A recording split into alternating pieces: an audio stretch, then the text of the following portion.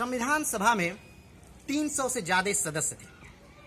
भारतीय संविधान के आधिकारिक इतिहास में ग्रेनविले ऑस्टीन लिखते हैं कि उन सदस्यों में 20 सबसे ज्यादा महत्वपूर्ण थे। इन 20 में से 12 के पास कानून की डिग्री थी, जिसमें कांग्रेस के बड़े नेता पंडित जवाहरलाल नेहरू, सरदार वल्लभ भाई पटेल और डॉक्टर राजेंद्र प्रसाद शामिल थे। कांग्रेस की इस त्रिमूर्ति से अलग संविधान सभा के सबसे महत्वपूर्ण सदस्य थे निचली जाति से आने वाले तीक्ष्ण बुद्धि वकील B.R. अम्बेडकर। अम्बेडकर केंद्र सरकार में कानून मंत्री थे और साथ साथ संविधान सभा की ड्राफ्टिंग कमेटी के अध्यक्ष भी थे। उनके साथ जमाने के 2 बेहतरीन दिमाग काम कर रहे थे। इसमें से एक थे गुजरात से आने वाले और प्रतिभाशाली K.M. मुंशी। और मुंशी एक प्रतिभाशाली तो थे ही, उसके साथ साथ वो उपन्यासकार थे, स्वतंत्रता संग्राम सेनानी भी थे। और दूसरे थे अल्लादी कृष्णास्वामी अय्यर, जो एक तमिल थे और मद्रास प्रेसिडेंसी में 15 सालों का महाधिवक्ता के रूप में अपनी सेवाएं दे चुके थे। नमस्कार, मैं हूं पार्थ और आज मैं आपको पूरे हिंदुस्तान के सम्मुख उपस्थित कर रहा हूं। अर्थात हमारी आजादी सबसे ज्यादा जरूरी थी, जो हमें मिली सन 1947 में। उस समय से लेकर के और उसके बाद तक का पूरा इतिहास मैं आप सबके सम्मुख उपस्थित कर रहा हूं। जी हां, आज मैं लेकर के आया हूं एक नई रचना, जिसका नाम है भारत गांधी के बाद। ये अनुवाद है इंडिया आफ्टर गांधी का और इसके लेखक हैं रामचंद्र गुहा। रामचंद्र गुहा एक जाने माने इतिहासकार हैं। इसका हिंदी अनुवाद किया है सुशांत झा ने और एक पेंगुइन बुक्स पब्लिश द्वारा ये पब्लिश है। पूरा इतिहास आजादी से लेकर के और गांधी तक का इसमें उपस्थित है।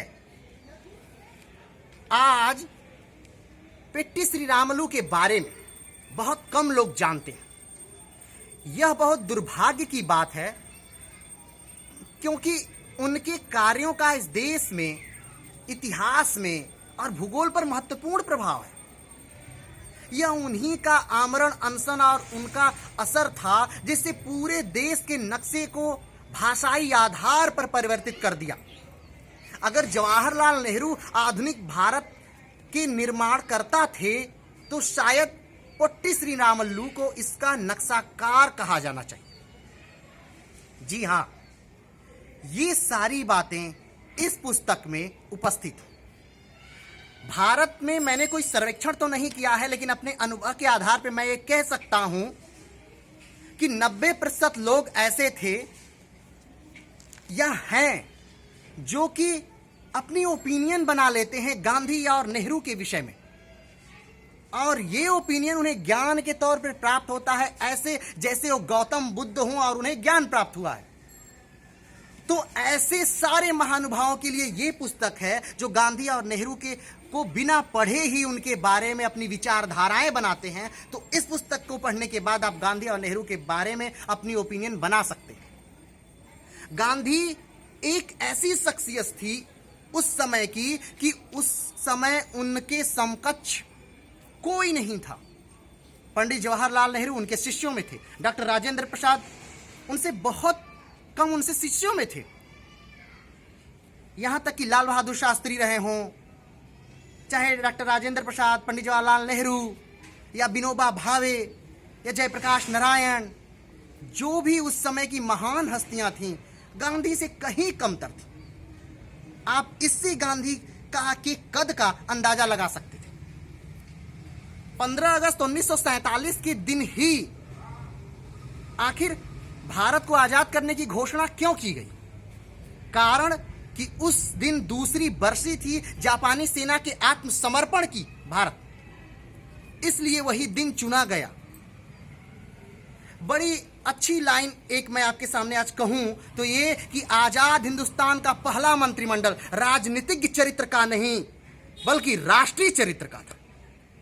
जी हां, मैं इसलिए ये बात आज कह रहा हूं क्योंकि पहले मंत्रिमंडल में नेहरू जी ने ऐसे ऐसे लोगों को बुला करके उसमें आमंत्रित किया थे तो जो जन्मजात कांग्रेस विरोधी थे उन लोगों को भी उस मंत्रिमंडल में शामिल किया गया था।